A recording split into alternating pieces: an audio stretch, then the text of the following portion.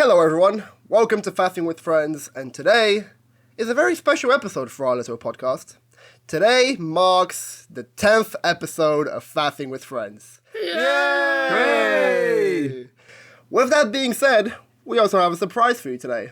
Today is also the first episode where we have, drumroll please, a guest. We have a guest. Yes. Yes! Woo! So, to introduce this man, he is the lead singer, lead guitarist, main songwriter of the East End-based band Project Culture, recently releasing their newest song, Intro Maniac, if I'm saying that correctly. Please give it up for our very own Gary Hill! Hey guys. How you doing, Gary? How you doing, Gary? I'm doing alright. How are you guys doing? We're very excited to have you here, man. We're very excited. We're very happy. And I'm going to give the floor to Joe and Lawrence to ask you some questions and, just to, see how you're doing.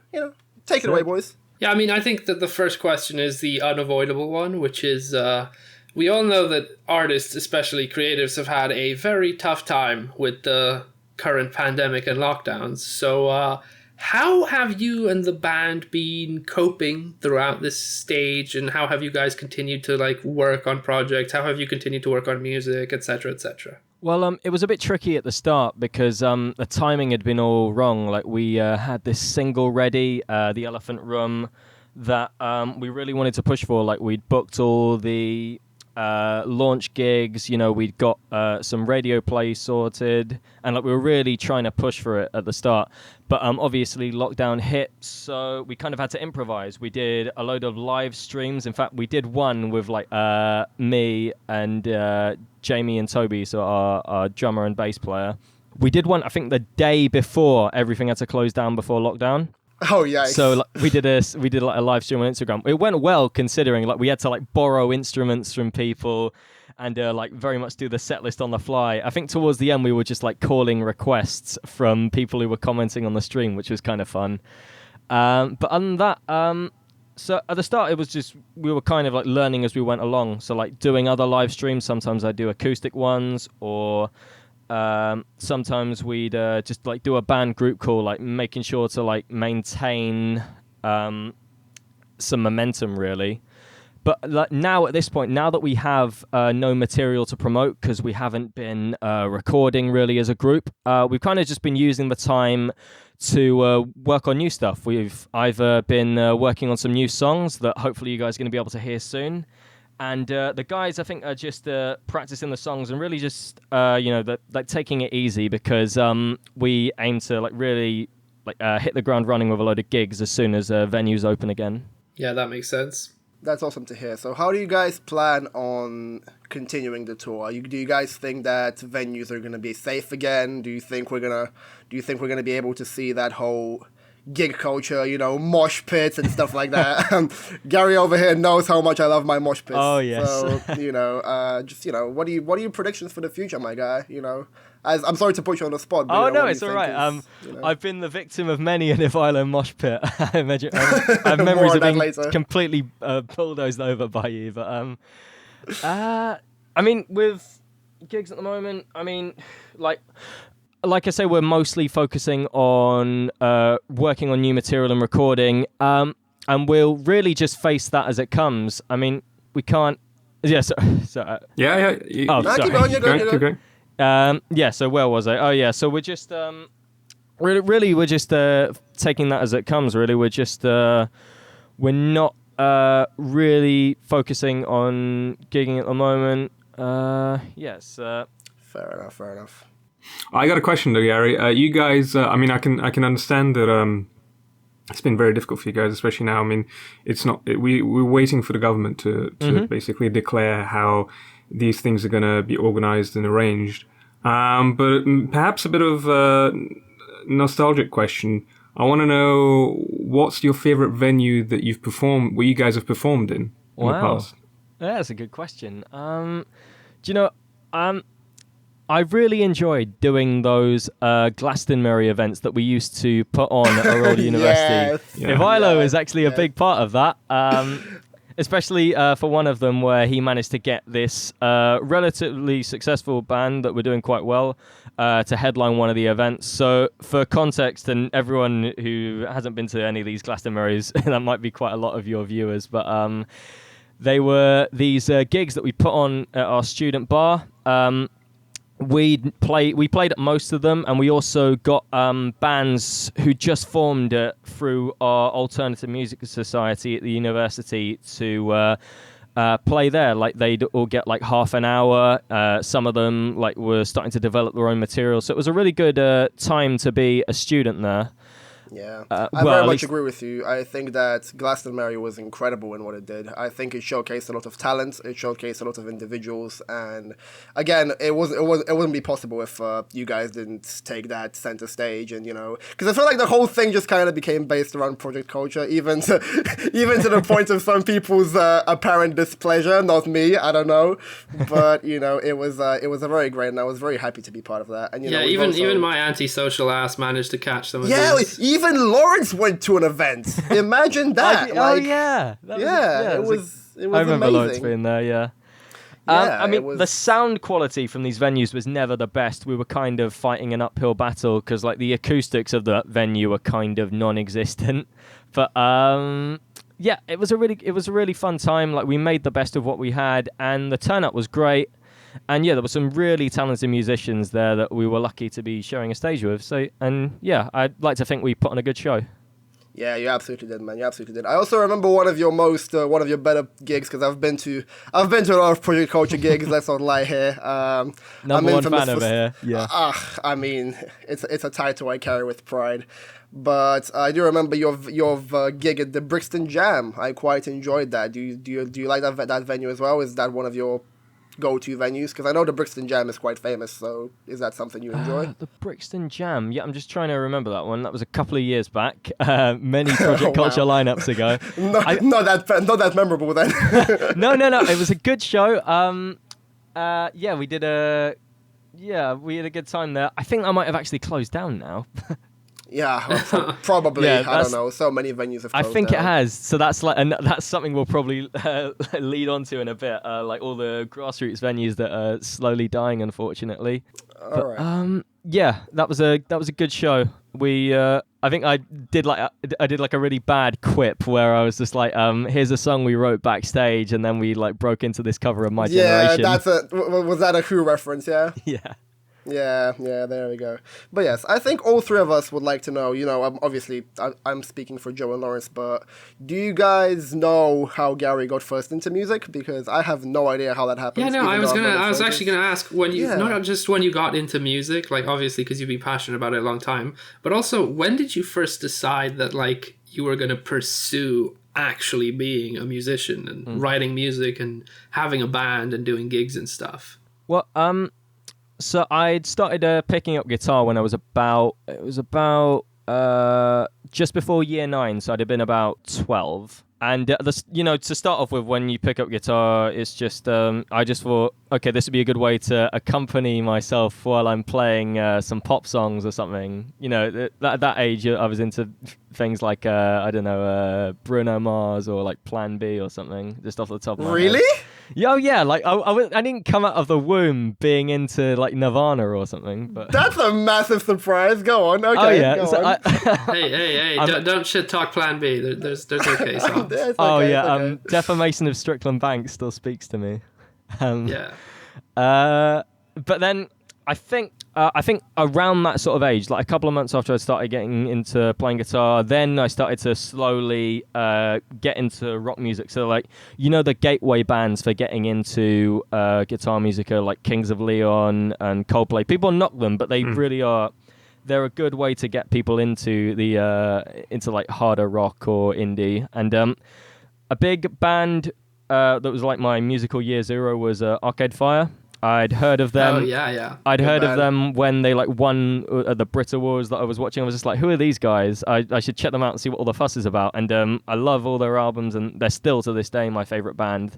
So that was when I started to really get into music. And due to 12-year-old Gary's complete lack of self-awareness, he decided, yes, I'm going to be in a band now. I can be a generation-defining songwriter, so I've pretty much been taking cracks at it ever since. I mean, you got all the potential for it, bro. Yeah, and we're the better off for it, bro. But here's a follow-up question. So, did you ever think you would actually get the band together? Because at 12 you had the idea, but now you have the band. Give us like a context of The thought what happened process. from 12 to where you are now. So a band actually came pretty soon after that. So I had this band called Vice Versa. So we started off just doing like a couple of covers, and so the most of the band we'd picked up our instruments just to start the band. Like I'd been playing guitar for a few months. The bass player just bought a bass, and the drummer had just bought a drum kit. So like there was only one other person in the band, like the second guitarist, who like knew how to play his instrument really. And I think we only did one gig, which was at our school's festival to celebrate the Queen's Diamond Jubilee. Wow.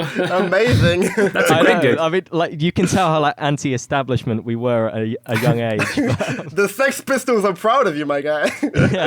We only played 3 songs. We did I think we did Pumped Up Kicks, one original I wrote, which I will never play again, and Wonderwall. That was how subversive God. we were.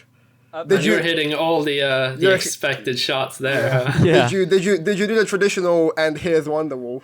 No, because we weren't self-aware enough for that. We didn't know it was a meme yet. Wow. We just thought, no one else will pick this song. Absolute cool super Oasis serious band. Wonderwall performance. Yeah. That is gold. But surprisingly, because like everyone knew that at the school that we just picked up our instruments, everyone had come to see us play because we thought it was going to be a train. They thought it was going to be a train wreck, and because it was half decent, everyone thought like, "Wow, this is great." And basically, we just got too big for our boots, and there was a load of band infighting and creative differences, and we split up not too long after that. Creative difference at 12 years old. Wow, Oh, yeah. That is. I wish I would have seen that. Actually, this brings me to a question directly from what you just told us that I think is very relevant, and not many people really think about this. So watching a band like yours, start and evolve and get, change and grow, you notice that lineups of the band members change quite often. What is this process like finding the actual, perfect members as you go over time? How do these conflicts arise? How do the band dynamics change?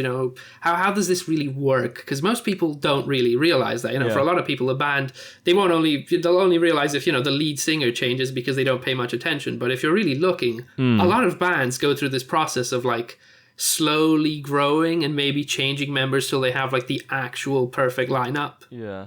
Oh yeah, for sure. We're giving Fleetwood Mac a run for their money with all the member changes we've had. So I think there's been at least 4 different incarnations of Project Culture since we started doing this. But I'll try and simplify it.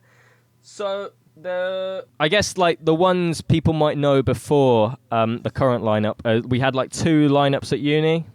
I'm hoping that said former members of Project Culture never read this, but I've never listened to this rather. But I'll keep the trash talking to a minimum. I mean, basically, I had a lineup of Project Culture at school, and eventually, once we'd finished our A-levels and they were off to uni, inevitably, when you're on different parts of the country and you're trying to keep a band together, and they all have different priorities as well because they've gone to study their passions at university. So in hindsight, it was always going to end, with us going our separate ways. And with the uni lineup, I mean, once you're at university, you've got 1,000 different priorities that you need to be doing. Studying, societies, nights out or whatever. So yeah, I mean, that's kind of why the uni lineup has also kind of dissolved. But now that we've got the current lineup, it really feels like we're all on the same page, really.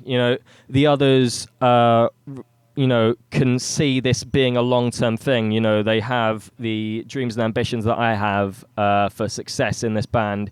So I guess to answer your question, Lawrence, it's about finding the right people who are on the same page as you.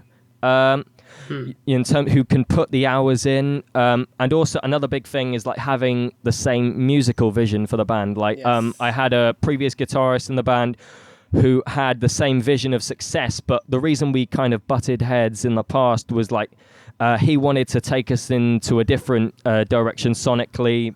I wanted to go a different way, and it was inevitable that arguments were going to happen. But we've since resolved these issues, and so that's good. You can use the podcast to fire some shots. It'll get us some click. It can get us some clicks. I'm very aware how politician-like I'm coming across at the moment. No, it's okay. But I'm just saying it really is an impressive thing what you've done, and I do agree that sometimes when you start ventures at such a young age, you're bound to expect changes. I mean, a big reason why we're doing this podcast right now is because you've been the constant face of Project Culture, and it's your band. Like you're the guy behind it. And one day, hopefully, when you make it big and when you're headlining festivals, if they inevitably return, I would be very happy that this is out there, and that you've graced us with your presence. But I wanted to ask. So we've talked about obviously how the band started and how you picked up into music. Were you self-taught? I'm self-taught in guitar and singing. Awesome.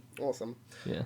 That's also something impressive, because I also picked up music at one point, and I obviously went through a teacher, and that must have been quite different from your experience. But I've never had the guts to just go and pick up an instrument and just learn. What was it you played? I used to play saxophone. You've told me this story. Yeah. I'm yet to show you. I don't know why, but that fits with my vision of Ivaylo so much. Yes. Lawrence has established a bit of a vision about me being a hipster. So the saxophone kind of, I guess, just fits in there. But, I have some embarrassing pictures which I might share if people pay for it. But it better be you in a suit with your sax and a fedora. Make that the picture for the podcast today. Please don't. It's me in a suit with shades on in a saxophone. I'll tell you what, guys. If this podcast on YouTube gets 20 likes... No, Joe, please don't. I'm going to create 20 accounts just to make that happen. At least make it like 100 likes. Right, how about if we get to 100, would you be happy to release one of your photos? I will release my saxophone picture. Okay, if we hit 100 likes. I have another question actually for Gary. So this is a simple one, but I don't know many people really ask this. How did you come to the name Project Culture? Oh, here we go. Let's see. So, I think we were just going through a random band name generator on the internet. So we were just like, there was 2 or 3 words you could do, and it would just like, you could click that one and it would randomly generate a word, etc. Eventually we came across Project, which I thought was cool. So we just tried Project with like a load of different things. And Project Culture, I thought was I quite like that name.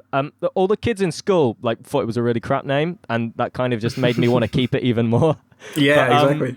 And they pointed out that the initials were PC, so we've kind of had to weave that into the mission statement of the band. No, we're satirizing the woke culture. Yeah. But it's a great mysterious name, because on the one hand, it's very creative, but it has illusions of it's like a secret project. They're trying to project culture onto the masses. Yes, that is what we say now. We don't use the band name generator story. We just say it's a statement about we're projecting culture onto you. Yeah, that's great. I've always thought it was like a project in dash culture, you have the culture, like a little thing you're working on, and your music is that culture which you're working on. But I like all interpretations. It's a great name, and we've all experienced how amazing it is. But so we're gonna get into a part of the podcast where some people might disagree with me, but I want us to talk about your influences. Now, you talked about Arcade Fire and Kings of Leon, which I didn't cringe, but I was a bit taken aback that you said Kings of Leon was your gateway band, because for me, gateway bands to heavy music was all the metal guys like Linkin Park and Korn and all those stuff. Those were the things I picked up when I was very young. So I was very surprised that you said Kings of Leon and stuff like that, because I didn't really get into Kings of Leon until I was way older. Yeah. So There's another image I can very well imagine Ivaylo listening to Korn. Oh my god! just Lawrence, stop this. With his saxophone and his fedora.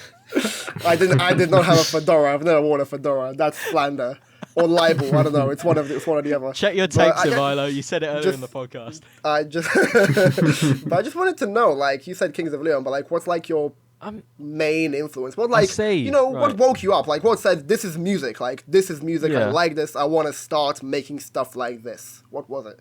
Okay. Well, Kings of Leon, they're not so much an influence on me now. Like, I'm grateful for them to like I said before, like the gateway band for getting me into different types of guitar music. It's been a while since I think I listened to their music. But so Arcade Fire is still a big influence. I think I got into Radiohead earlier than most. I think I was about 13, 14 when I was into them. Oh, and the Beatles. I know it's a cliche, but I'm obsessed with the Beatles, still am. Some other bands I think that got me through secondary school are The Strokes.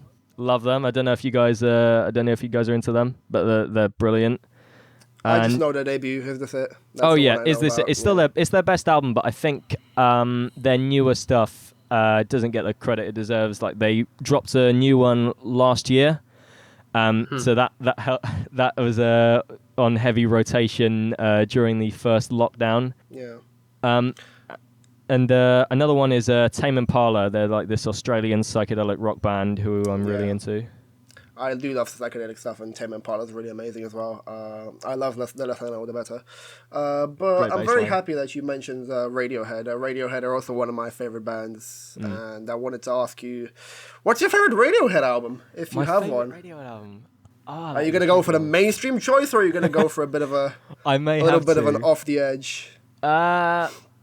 Let's see. I think I'm gonna be predictable and go with OK Computer just because I've been listening to that a lot recently, and it's I understand. it's still so relevant. I think in the current climate, it's I've been finding myself listening to that a lot more than say like the more happy stuff like ironically In enough, Rainbows so have I. It's a great album. I love Climbing Up the Walls. Is my favorite song by Radiohead at all. Is it? It's like yeah, it's a really good song. I love it. Yeah. What about you guys, Joe, Lawrence? Are you fans of Radiohead? I mean, I am to some degree. I listen to a good amount of their stuff. I don't think I'm like Ivaylo levels of Radiohead fan. I think my favorite bands differ a little, but one thing I have noticed is anytime I talk to either of you about my musical tastes, you both end up surprised because I end up liking things you had no clue about. Oh, yeah. Because I just don't talk about music very often. It's not something that I like. I don't go out wearing band shirts except for Project Culture because we got a rep. But usually not just because you design the artwork. Well, that's a nice plus. When people ask, who's Project Culture? This band that I designed the artwork for. How you doing? I mean, I do hope that Lawrence's artwork becomes as iconic as like, I don't know, the Nevermind cover. Something that we see for generations. What we're aiming for. Yeah. Are you into grunge at all, Gary? Is grunge a thing? I'm a massive Nirvana fan, but I haven't really listened to a lot of grunge stuff outside of that. I see. You're a mainstream guy. Yeah, I know. I'm basic, I'm afraid. I know you've been trying to get me into Pearl Jam, but I don't think I've heard much. I have been trying to get you into Pearl Jam because Eddie Vedder has like the most stereotypical kind of rock singing voice, like just like the typical that was a horrible impression, but what else was I going to ask you? Oh yes, since we're going through all your influences, I'm going to be like, every band we talk about, I'm probably just going to ask you like, what's your favorite album by them, just for like, just to see how much of a guy, just to see how much of an So what's your favorite Nirvana album? My favorite Nirvana album, In Utero. Good choice, Gary. See, I didn't go for the obvious one there. It always comes down between In Utero and Nevermind, right? Like it has to be one of the two. Yeah, kind of. Yes. I got a mate who swears by Bleach, though. He says, no, this is what I imagine as the definitive grunge sound, before they got polished and, it's a bit like, I saw them first, hipster, but for grunge. Okay, so the accent you gave this friend already made me not want to care what they think. What, an American accent? Lawrence. But if we're talking about grunge being not as polished as it is, there's way more unpolished bands than Bleach. So you can go to listen to early Soundgarden, for example. That's a band which really, for me, personifies the grunge sound, even before Nirvana was a thing. But what about some of the more British acts? I know you're a huge fan of the Smiths, so how have the Smiths played an influence on you, if any? I know you used to go around university with like flowers in your pocket. What was that all about? One Glastonbury. Because I have a picture of it, so I just You want to do? know, what was that all about? I do, yes, I do. Are you saving that for blackmail or something? If Because this podcast gets 200 likes, I now no longer want to create 200 accounts. But go on. okay, I should give context now. That was a Glastonbury 3, where it was an 80s themed one. I think we called it Glastonbury Episode 3: Revenge of the Smiths. So Yes. I decided to do like the stereotypical Morrissey thing, I didn't have a hearing aid, which he sometimes wears. Instead I did the flowers hanging out of the pocket, which I think 99% of the people there just did not get and thought I was weird than usual. But so yeah, I'm a massive Smiths fan. They're in my top 5, I'd say. Both because Johnny Marr, I think, is one of my biggest influences on guitar. Like, he has the most amazing clean tone, and for me, he is the sound that we've been that at least in my guitar playing, I'm always trying to emulate, or I always look to for reference. And Morrissey is he's such a unique lyricist. I think he definitely provides a great voice for the outsider, and it's just a shame that now he's known as the outsider for all the wrong reasons, because of all the UKIP supporting, and so I try to pretend that 80s Morrissey's a different thing. He's gone down a hole which I'd rather not discuss, because look, when you're that age of a fossil, sometimes some things just happen. Yes. Morrissey really did not have he didn't really grow old nicely, in my opinion, but I still love the Smiths. Smiths are great. The Queen is Dead. I imagine that's your favorite album. Is that your favorite album? Yes, it is. Good man, yeah, good man. See, this is why we get along, Gary. Ivaylo, careful there. I almost heard the Secret Service sneaking up on you when you said that. Oh my gosh. This podcast is going to be the end of me, boys. But, see, I actually wanted to pose you two a question, because I know, Gary is an open, huge fan of this man's work, and Lawrence is a bit of on the side of him. What about David Bowie? You guys love David Bowie, right? Oh, yeah. One of my top 10 albums in existence is, The Rise and Fall of Ziggy Stardust. So, I love David Bowie. I think if there's any person, any artist that's ever reinvented themselves successfully many times, it has to be him. Just following his discography, you get blown away by the way every album and every character he created is just spot on. It's still a joy to listen to. You still want to hear all his songs, and it's man, if this guy can do this, what are we doing? He's a legend. I have a fond memory of going to Genesis Cinema and seeing one of his movies with one of my good friends, and after that I was inspired to listen to his songs like Space Oddity, Moon Age Daydream, Ashes to Ashes, and so on. And basically I just fell in love again. This was after he'd passed away, so it was a good reason to get back into it. And his personal life notwithstanding, he was a great artist, I think. What do you think, Eric? Yeah, once he passed, I just want to say Lazarus is such a powerful fucking song. Oh yeah. Lazarus blows me away, because it feels like this dude not only saw death coming, right? He did what few people do, which is, I'm going to use this for my art before I go. Absolutely. Here's a song that is straight up me tackling my mortality. Under Pressure is also a good song that he didn't he sing it with Freddie Mercury's. Freddie, the only Queen collaboration they did, unfortunately. Oh wow. Under Pressure. Yeah. But I'm not gonna sing. But yeah, Gary, I know Gary used to have a massive Ziggy Stardust poster in his uni bedroom. No way. So I do know Well, it's like a Lawrence. top It's album. in one of my top tens. I think it is. It's in my top 10 albums. Like I think it is the most successful concept album ever made. Like I know most people say Sgt. Pepper's, but I think in terms of like having a set narrative and like really like doubling down on this character that he's envisioned, I think nothing tops Ziggy. It's just amazing. And like Black Star as well, like Lawrence was also touching upon, like I don't know many artists who can be like 40 albums in and like end with possibly, like, I think Black Star is in my top 5 Bowie albums. Yeah, it is so strong. Such a strong note to go out on. It's it was, and like knowing that he was almost at his end, like most, like not many people would go, yeah, it's time to make one last masterpiece for the world, but he did it, and yeah. So is Ziggy your favorite incarnation of Bowie then? I imagine? Yes. Yeah, It's the obvious choice, but for a reason. Some people go a lot insane, but I agree that Ziggy Stardust is up there for me too. I absolutely love it. And the thing with Bowie, he's also had such a massive culture on the world outside of music. Like it's just an absolute phenomenon. He was in films all the time. He was in me and Lawrence's one of our favorite films of all time. He was in The Prestige. Yep. Christopher Nolan's The Prestige. He was playing Tesla. Yeah, he was playing Tesla. But what else? And I remember when he passed away. He's a London guy. He's a Brixton boy. And I remember when he passed away, there was a huge mural of him in Brixton, just like a wall lined up with his face, and just people would drop flowers all the time. But Bowie's iconic, just we can't say enough about him. Rest in peace, David Bowie. Yeah. I've got a question for you, Gary. So we've discussed your favorite albums.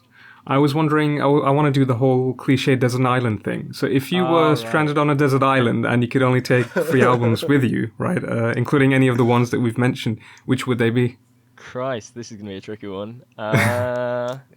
That's what I think. So this will probably change tomorrow, but so It's okay. So I'd take this will always be in my top 3. So Arcade Fire's debut album Funeral. It's just a masterpiece. I mean, like, there's like often once I've finished listening to it, I'm almost just like, what is the point? Like, I'm never going to make anything half as good as this. I'm sorry, go on, yeah. Go on. I mean, yeah, it's just like that was the album that got me into albums and like wanting to make music and be in a band.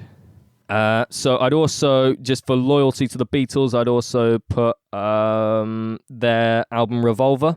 That is my favourite of the Beatles albums. Good choice. And one more, I'd put Twin Fantasy by Car Seat Headrest.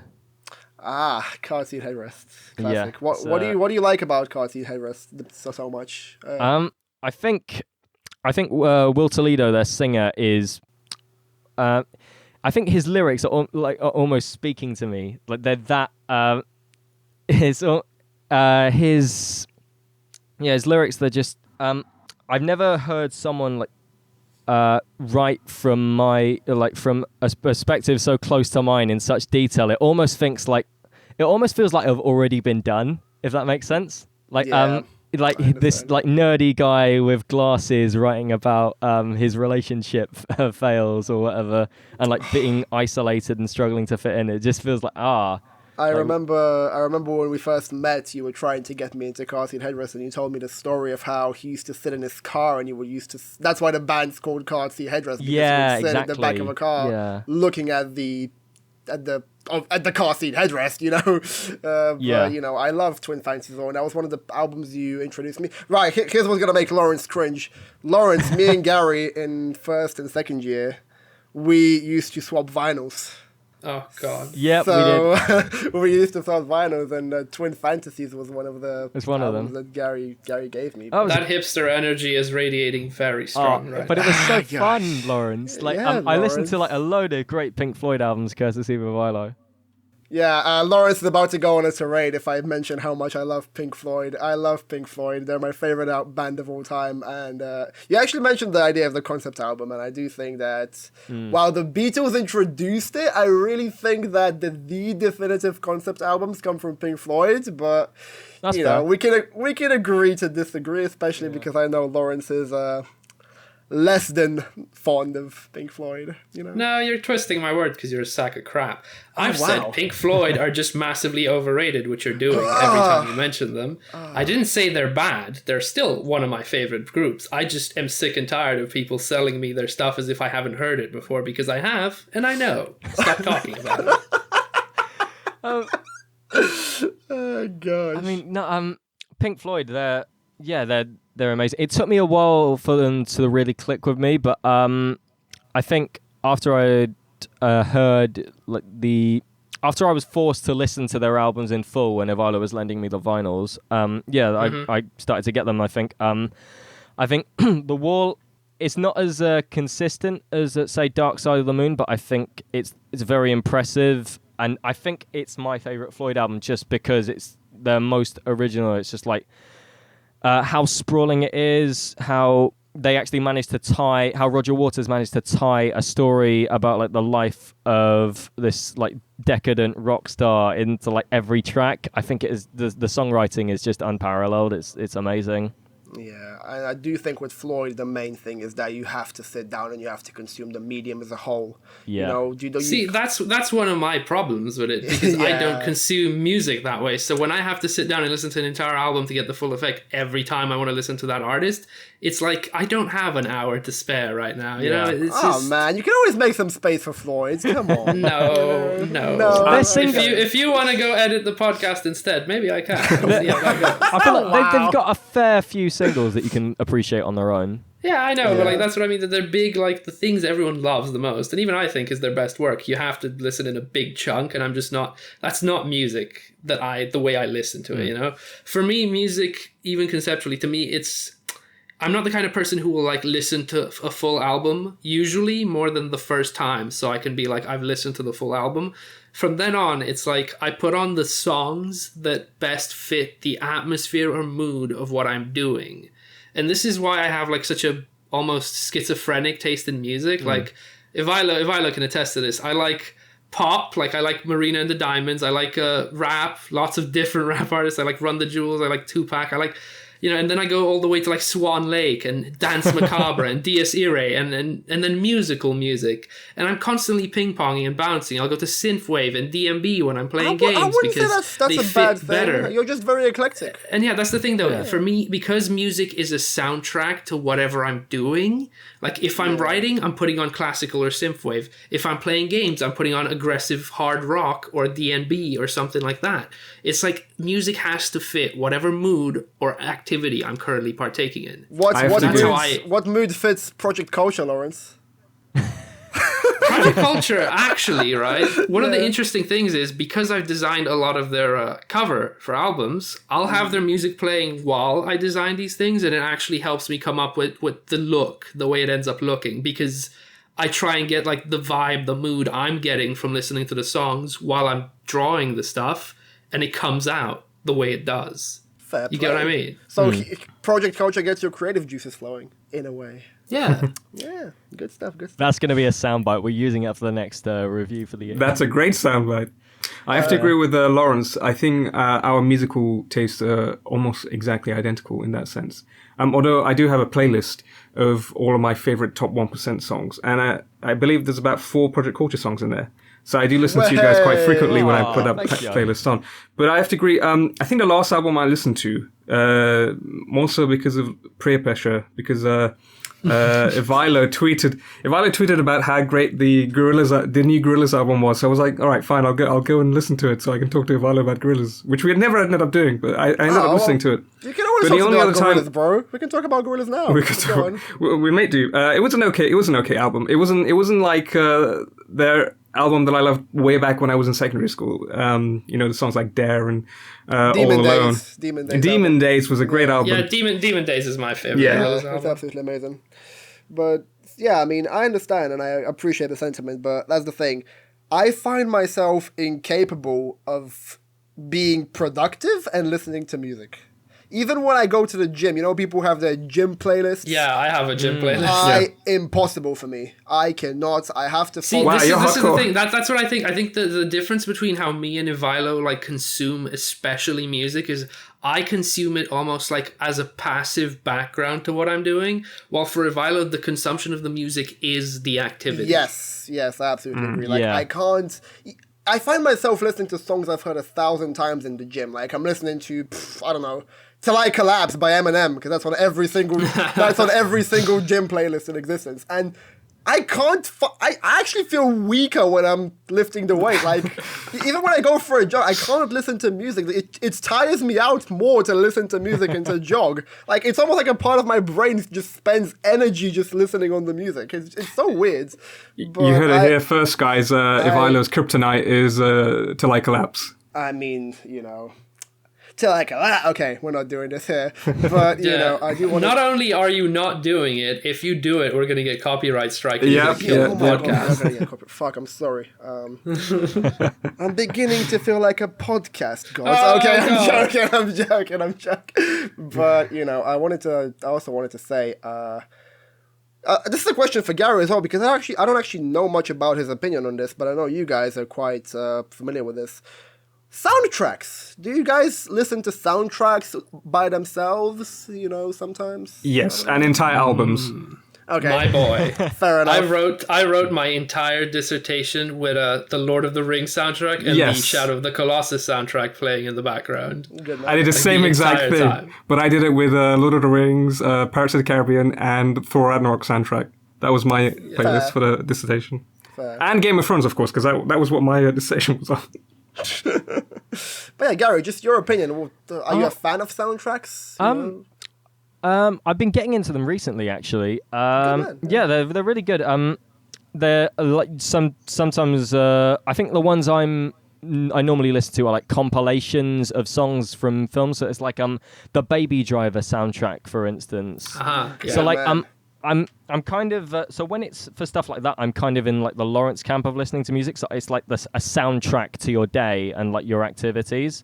It's really cool, but like sometimes I'll get into it a bit too much, and I'm like pretending I'm Baby Driver or something. It was a very big problem when I played the Trainspotting soundtrack. I got a bit too into it there, but oh god! Did you suddenly become a heroin addict? How do you get too into that one? Details, but oh wow! I think me and Ivaylo both agree that like we listen to the Persona soundtracks all the time because they're absolutely lit. See, but the thing is, here comes my other problem. When I'm listening to a soundtrack, I'm reminded of the medium the soundtrack comes from, and I'm focused on that, so I can't focus on the work.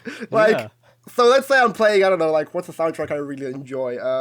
Attack on Titan. I love Attack on Titan. Soundtrack Attack on Titan. I love that. I'm gonna be like, okay, I'm gonna like do some work and I'm gonna listen to Attack on Titan. And I put it on and I'm just thinking, man, Eren really got destroyed, didn't he? And I'm like, well, what's going on? Like, I don't know. For me, music is a separate, like, I take time out of my day to listen to music or like to listen or to like to go to a gig. Like I said, for you, it's an activity in of itself. You can't mix it with anything else. And I also wanted to talk about, again, we lightly touched upon the idea of gigs and how we all miss gigs, and me and Gary became good friends because he was one of the people that used to go with gigs with me the most time. We've seen a lot of bands together. We've seen Wombats, we've seen Arctic Monkeys, we've seen Wolf Alice twice.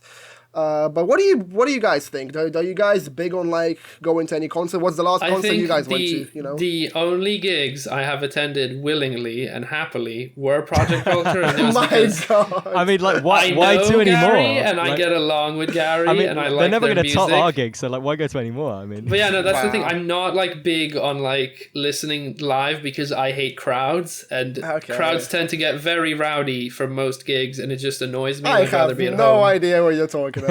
Yeah, I bet you don't. I have to agree with Lawrence. Crowds make me anxious, and I think the last time I went to a concert was forcibly by my parents, and for the next 2 days I couldn't hear anybody because I think my eardrums might have popped. Oh, cry! But having said that, I look forward to, once the venues are open, look forward to the next Glastonbury that you guys will host. I mean, I don't know if we'll be allowed back at the uni because what if all our links now. What if Gary just goes and headlines a big festival? You're not gonna go see him with like. I mean, I'll go for Gary. I'll go for Here's Gary. how it goes. I'll go see him if he gets me the first class tickets where I get a toilet and the rest have to go out in the mud. Yep, agree. Sign me up for that as well. Fair play, You want the fair seat play. of luxury at Reading Festival, Lawrence. Yeah. Hell yeah. I do have some hilarious life stories with Gary. As Gary mentioned, I'm huge on the mosh pits. I'm absolutely front and center of those. I've gotten a busted lip in a mosh pit. It's absolutely insane. I do remember this one concert with Gary. We were at, I believe, Wolf Alice or the Wombats, and this one guy before the show started was like, "Help me find my friend." And I was like, "Okay." I lifted him up on my shoulders to help him locate his friend. And he locates his friend, and then he's like, "Okay, I want to crowd surf." And like, there's no band playing, there's no music. So I'm like, "Are you sure? Are you sure about it?" He's like, yeah, bro, let me. So I do what I do best. I literally just plump him forward, like expecting the people in front of him to everyone just passed like the Red Sea, bro, and the guy just plumps face first down. So, No, that's horrible. me and Gary were super worried about him, but he was okay. I do remember that. Yeah. Oh, yeah. I don't think I had any part in that. I can't. I think I'd be more open, right, to attending stuff like gigs and like concerts or even going to a club or whatever when it's with people I know. Yeah, but I would never go to one to just be like, well, I guess I'm here moshing in this pit with strangers, getting my nose busted. Not alone. I've never been to gigs alone, and that's why again I appreciate. Oh yeah, I Gary so have. much. I think it's tell us about underrated that. going to gigs on your own. Oh really? No, okay. Here's my thing. I'd go if I really love the band. So obviously the ideal scenario is going with friends who are really into the band as well. You know, it can be real fun. But like if it's the only chance to see that band, you never know. Like, you know, like this could be the last time they tour, or you know, they could break up, or something could happen to one of the members. So yeah, if you've got the opportunity to see them, I say always go. Yeah, you can never know when a band is gonna suddenly disband. Unfortunately. Yeah. You know. But I also wanted to say that's something it really resonates with me because I was one of the last people to see Linkin Park live in their original lineup. It was quite depressing that time of my life. It was in 2017, I believe, and I saw Linkin Park, and then 2 weeks later, Chester Bennington passed away. Christ. But Was it a good show? It was an amazing show. It was a very personal time in my life because something had happened with family, and I was very looking forward to that show, and I went there, and then 2 weeks later he passed away, and that's probably like the only celebrity death that like really hit me hard, like really only musician death. But you know, it is what it is. But again, I feel like gigs are something that I'm looking forward to coming back the most. I really hope they're done and executed in a way which is safe for everyone, be it with vaccination. It's gonna be so funny when the next gigs happen and everyone's in their hamster balls trying to mosh, but they just keep bouncing off each other. I'm very down for that. Now, I would be down for more. For Yeah, I'd probably go if I was in a hamster ball. You know? Yeah. I'm down for performing in a hamster ball. Oh my God. We all become Bubble Boy. Yeah. Yeah. I think that's what the singer from 21 Pilots does. He like gets in he used to do that as like a gimmick. He'd get into the hamster ball and then just like surf through the crowd. Right. I mean, that has to be more fun than body surfing because like people's hands can drop your ass, but if you're in a ball, you're like you're rolling over them. There's not much they can do. No. So I've got Go on. Sorry, Joe. I've got two questions, sort of a callback to the beginning of the interview somewhat. So, Gary, you talked about... actually, I've got two questions. You talked about how once you find people that you're on the same wavelength with, it helps with the creative process. So I want to ask about the creative process. How do you guys come up with song titles? How do you come up with the songs itself? And in particular, how do you come up with one of my favorite songs, which is, I want to reveal... one of my favorite songs is Ballad of a Deluded, Tragic, Hopeless Romantic. Oh my God. I really want to know how you came up with that. You could not have picked a title that paints me in a worse light than that, Joe, but I'm glad you love that song. But I related to that song so much when I listened to it, and I think I even told you about it. He's going back I'm to curious. classic Project culture. Yeah. Like, go on. I'm trying to think. So your question about like the creative process. Yeah. So, generally speaking, so I come up with the songs, you know, and then I make a demo of them. So before the band are brought together, the bare minimum is I've always come up with the lyrics and my guitar parts, and then I make a demo to varying degrees of success and quality. And then, I'm just like, project culture, assemble. And we go to practice. I don't actually say that. No, yeah, so then we meet in practice. The others have hopefully listened to the songs and got a vague idea of what's happening. And then we flesh it out. Like the analogy I give is that I come up with the script, but then like we're all like directors trying to make it into a film. So like I might come up with some sort of bass part, but normally Jamie, being the more experienced bass player, will like come up with some really cool nuances, and like, his playing style is different to mine, so it's very much becomes his part at the end. And Toby is a far superior drummer to me. I don't know if I can even call myself a drummer, but yeah, I mean that makes sense. They take the parts you've done and run with it and turn it into something that's everyone's essence of the band into like the final product. Absolutely, yeah. And what was the second part of the question, Joe? How did you come up? How do I come up with that title for that song? Yeah. So originally it was called just a ballad of a hopeless romantic. So, hopeless romantic is quite a common saying, for someone who like builds up an idea of a relationship in his head, and it inevitably you're disappointed. And I felt like that was kind of a bit too pitying, but it wasn't quite self-pitying enough for it to be funny. Right. So I thought I should like make it even more, I should really double down on that and just like call it a ballad of a deluded, tragic, hopeless romantic. People could see that was a bit more tongue-in-cheek. At least I hope so. But yeah, I'm very proud of that song. So that one's going to be off of Intramaniac, which is the demos for what I hope will become our debut album sometime down the line. Awesome. Excellent. Good job, bro. I really wish you all the success with that debut album. And I just wanted to ask, I have 3 questions to ask. The first one is, what is your preferred guitar of choice? Are you more of a Fender man? Are you more of an Ibanez? I don't know. What's your favorite preferred choice? So for what electric, do you play? So for my electric guitar of choice at the moment is a Gretsch Project. I've had that since I was 16. And for my acoustics, I use a Taka Mini, which, I think I've had slightly earlier than that. I think that was 14, 15. And yeah, they've both served me well.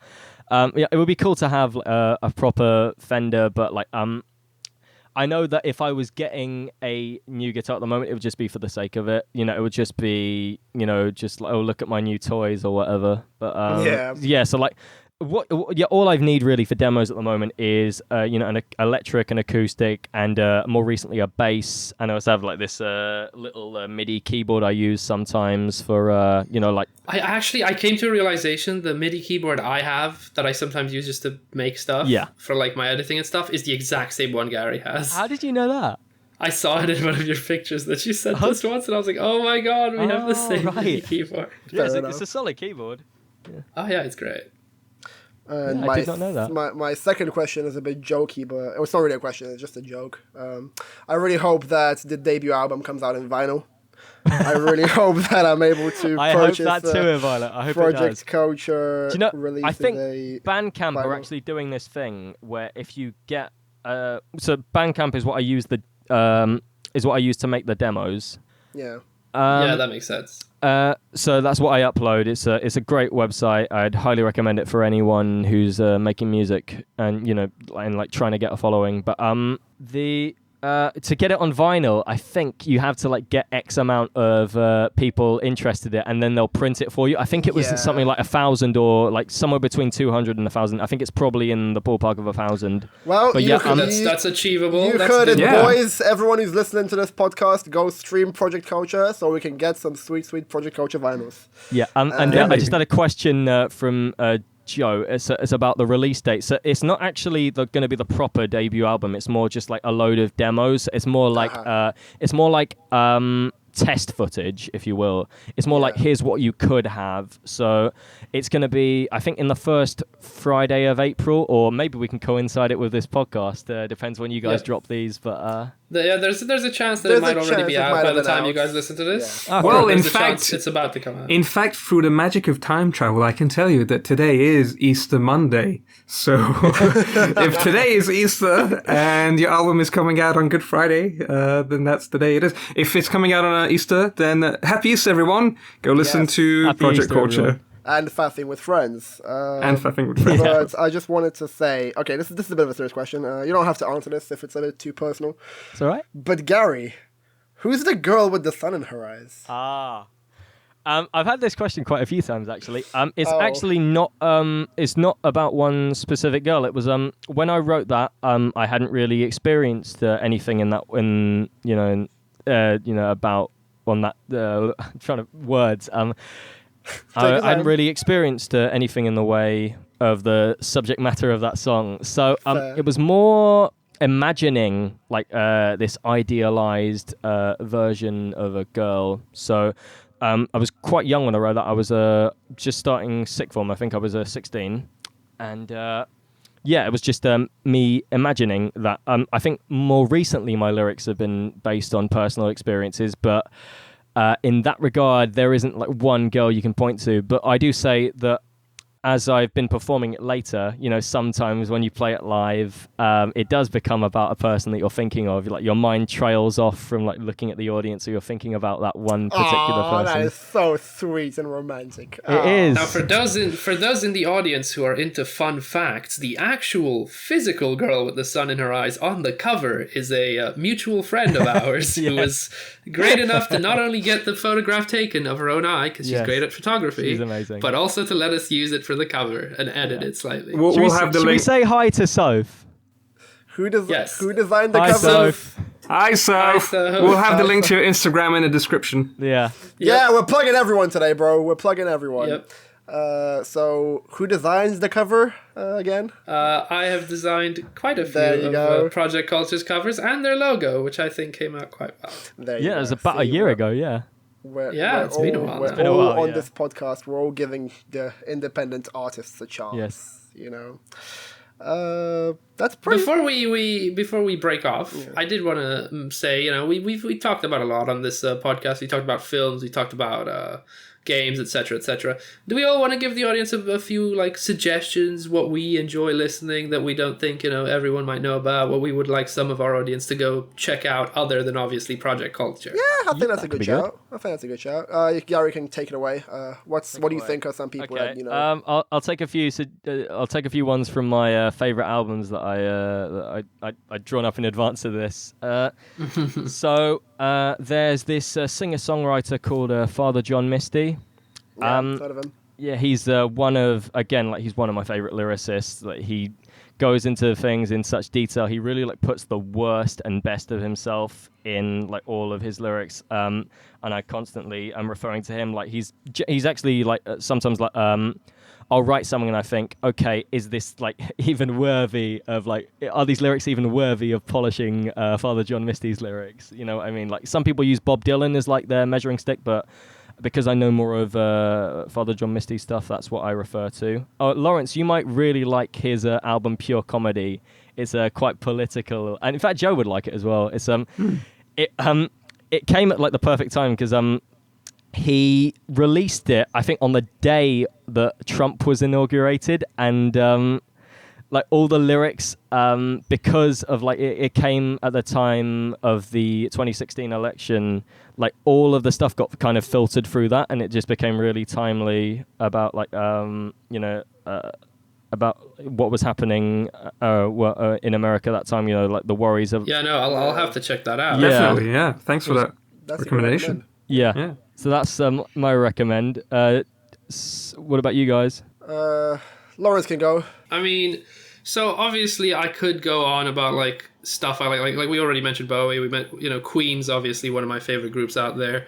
But I think there's no point going in stuff that everyone who has taste or who has any experience with music would already have listened to. Obviously, go listen to Dio, go listen to Queen, go listen to all these amazing classic rock groups. But if you want something that's like less well-known, more like niche, more something I listen to a lot while doing editing and work, go listen to Scattle and go listen to Moon. They are two incredible synthwave musicians. They don't have any lyrics to their music, but they create these incredible synth tracks that just they create like an atmosphere where you feel like you're in a haze, you feel like you're in a trance, and you can just you do work, you get it done, and it just feels really good to have their music on while you're doing and achieving things. Yeah, I agree. I love Ryan Gosling's Lullaby. That's not a song. That's just what I refer to as synthwave music.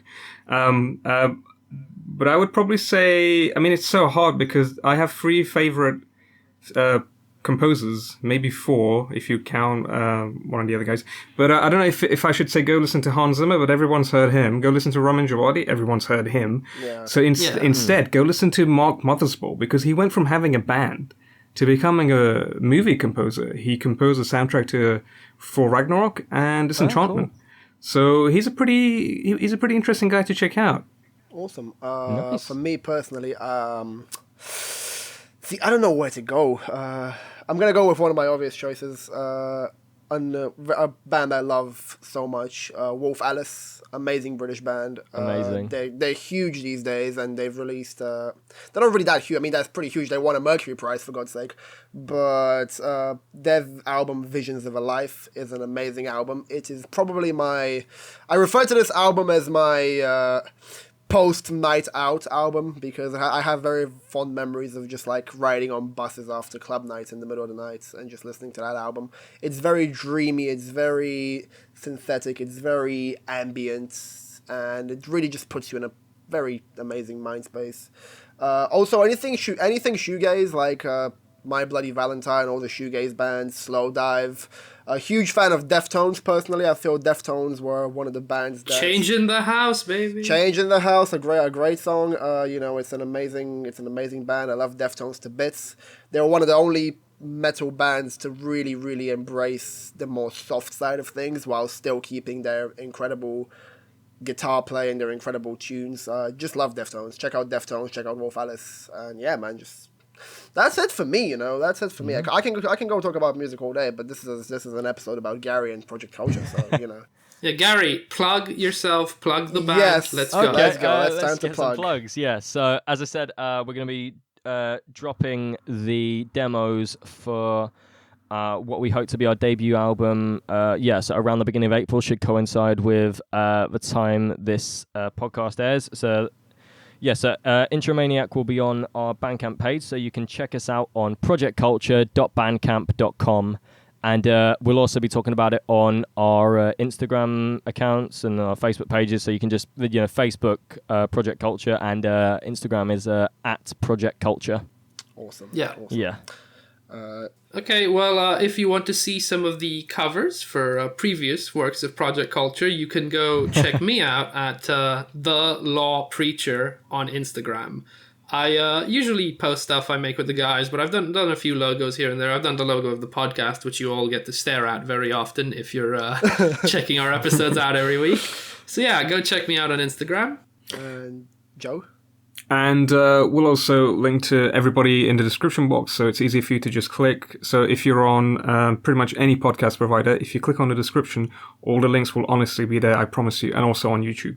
And as always, please, if you haven't done so already, I don't know, because my magic time travel only worked once, but I can't go through it a second time to find out. But if you haven't already followed us on Twitter, or liked us on Facebook, or followed us on Instagram, or subscribed to us on anywhere, including YouTube, please do so, because that helps us out. And if we do get enough interest, then that means that we'll continue to keep coming up with new topics for each podcast. And then finally, obviously, of course, comment, like, do all that stuff. Ring the bell on YouTube so you can know when we release. Ring the bells. Finally, ring the bells.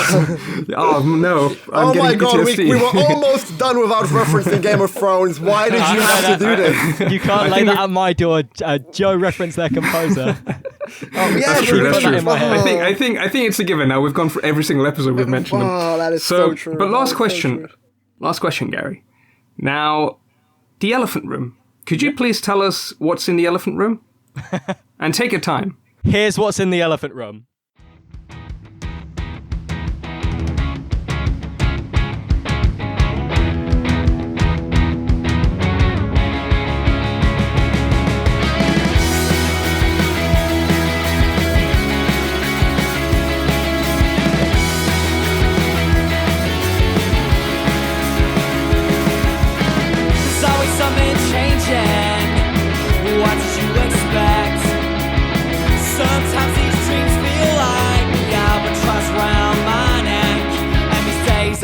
to betray me now.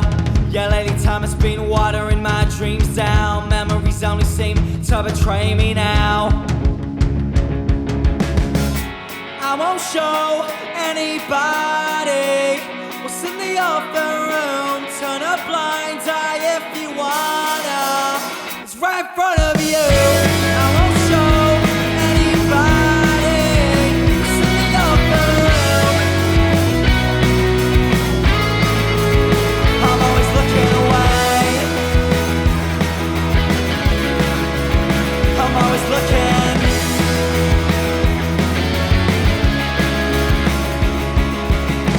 Got a thing for awkward silences. A sticker like a soft bomb. God, I'm a seem so obvious. About as subtle as the barrel of a gun. Empty spots only seem to betray me